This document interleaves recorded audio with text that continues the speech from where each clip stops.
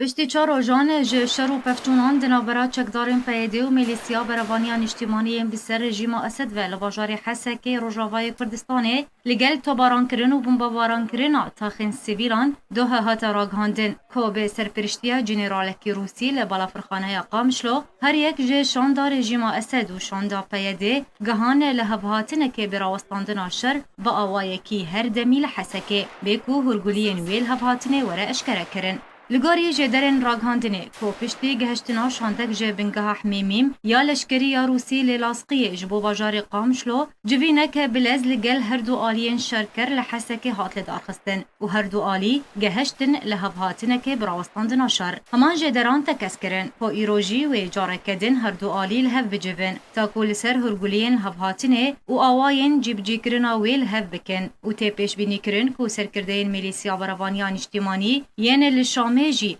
دوی جوینه دا آمده ببن. لهن جدر رژیم اسد لسر هن آلاوین راگهاندنه اشکره کرنه. کوشان دا روسی یا کونهال بلافرخانه یا قامشلویه بریار دایه کو جهن وان جوینین دنابرا رژیم اسد و پیده ده جه بلافرخانه یا قامشلو وگوزن جبو بنگاه حمیمیم یا لازقیه. اول سر صدم وی کیجی وی جدری را گهانده کو صدم اوه نمانا باوری دنابرا رژیم اسد و چکدارین پیده ده. راگهاندنا رژیم اسد جه آلی خوده ویل هبهاتنه بشتراز دکه و لگوری کو اجانسا سانا یا رژیم اسد راگهاندیه کو ده رژیم اسد و اسایش باسک لشکری پارتیا کارکرین کردستانه لگوری پس ناوی گهشت نل هبهاتنه که کو جده مجمیر پنج ایواری ده دست بکر او جبو وگره آرامیش با باجار حسکه و وگوستنا برینداران جبو قامشلو و همو مجارن دنوی ایرو روژا دوشنبه وره گنگ شکرن سرکردین لشکری و راگهاندنا پارتیا پیده جو آلی خوده چین درباری الهبهاتنه لگل رژیم اسد به یک جاری رد دکن و تکز دکن که او دشر و پفتونین خود بردوامن بکو سدم یان آرمان جان جوی شریر دیار بکن. اجای گوتنه کو ده جی پشتی بلابونا نوچه یا ویل هبهاتنه شر جاره کدن لحسکه درکت.